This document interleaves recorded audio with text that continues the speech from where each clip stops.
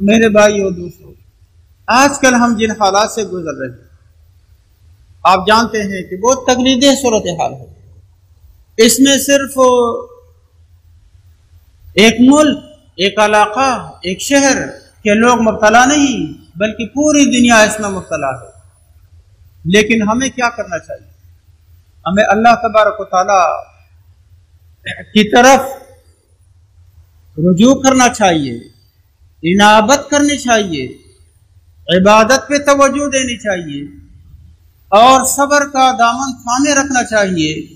جزا فضا وابلا سے، ناشکری سے، بے صبری سے گریز کرنا چاہیے۔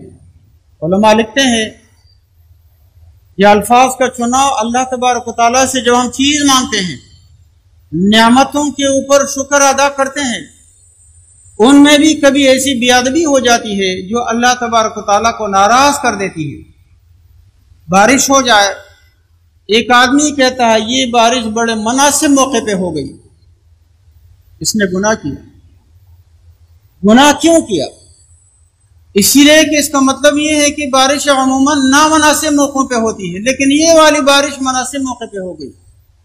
کون سا کام ہے اللہ کا جو نامناسب ہوتا ہے؟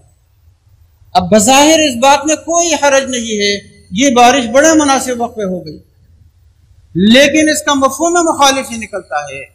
اس میں تعریض آ جاتی ہے کہ یہ بارش تو موقع پہ ہو گئی، دوسری بارش غلط موقع پہ ہوا کرتی تھی۔ اتنا خیال رکھنا چاہیے آداب کا۔ ہم اللہ سے جب کلام کرتے ہیں، اللہ کی نعمتوں کے اوپر جب ہم تبصرہ کرتے ہیں، اظہار کرتے ہیں، شکر کرتے ہیں، ضروری ہے کہ ہم ایسے الفاظ کا ذکر کریں، ایسے الفاظ کا انتخاب کریں کہ کہیں اس سے ہم سے اللہ تبارک و تعالیٰ ناراض نہ ہو جائے۔ شاہ عبد القادر جیلانی رحمۃ اللہ علیہ کی تفسیر ہے، تفسیر جیلانی کے نام سے، فرماتے ہیں آدمی بیمار ہو جائے، اپنی بیماری کے لیے اللہ سے دعا مانگی، لیکن اتنا زور نہیں لگانا چاہیے، الحاح، اصرار، میں ادھر سے نہیں ہٹوں گا جب تک کہ تو مجھے شفا نہیں دے گا۔ یہ تو احتجاج کی شکل ہوگی۔ کیا اللہ نہیں جانتا ہے آپ کو کتنی تکلیف ہے؟ اللہ نہیں جانتا ہے کہ آپ کی کیا ضرورت ہے؟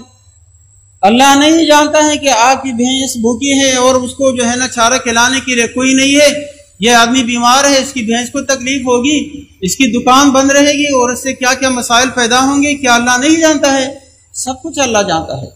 آپ اللہ کے سامنے اپنی معروض پیش کر دے، ہم یہ کہیں یا اللہ ہم کمزور ہیں، آپ نے یہ تکلیف ہمارے اوپر ڈالی ہے اور ہم آزمائش کے قابل نہیں ہے، یا اللہ عز و جل اگر یہ تیرے حکمت کے خلاف نہیں ہے، تیری رضا کے منافی نہیں ہے، یہ تکلیف ہم سے دور فرما دے۔ تو دعا میں بھی خیال رکھنا چاہیے الفاظ کا، اور شکر میں بھی اللہ تبارک و تعالیٰ کا جب ہم شکر ادا کرتے ہیں تو اس میں بھی الفاظ کے چناؤ کا انتہائی خیال رکھنا چاہیے کہ کہیں ہم سے بے ادبی نہ ہو جائے، کیونکہ اس سے کیا ہوگا؟ بے ادبی نقصان دہ ہے ایمان کے لیے، بے صبری بھی اللہ کو پسند نہیں ہے۔ تو ہم ہمیشہ اللہ تبارک و تعالیٰ کی نعمتوں پہ، جتنی نعمتیں ہمارے پاس ہے، کوئی ایک آنکھ والا ہے، کوئی ایک ہاتھ والا ہے، کوئی صرف ٹانگوں والا ہے، ہاتھ نہیں ہے، کوئی ہاتھوں والا ہے، ٹانگیں نہیں ہے، ہر آدمی کو اپنی حالت پہ شکر کرنا چاہیے اور اپنے آپ کو اس میں مطمئن کرنا چاہیے کہ اس میں ضرور اللہ تبارک و تعالیٰ کی کوئی حکمت ہے۔ تو اس وقت جو موجودہ صورتحال ہے عالمی سطح پہ، تو ہمیں یہی یقین رکھنا چاہیے کہ اس میں ضرور کوئی نہ کوئی حکمت ہے جو ہماری سمجھ سے بالا تر ہے۔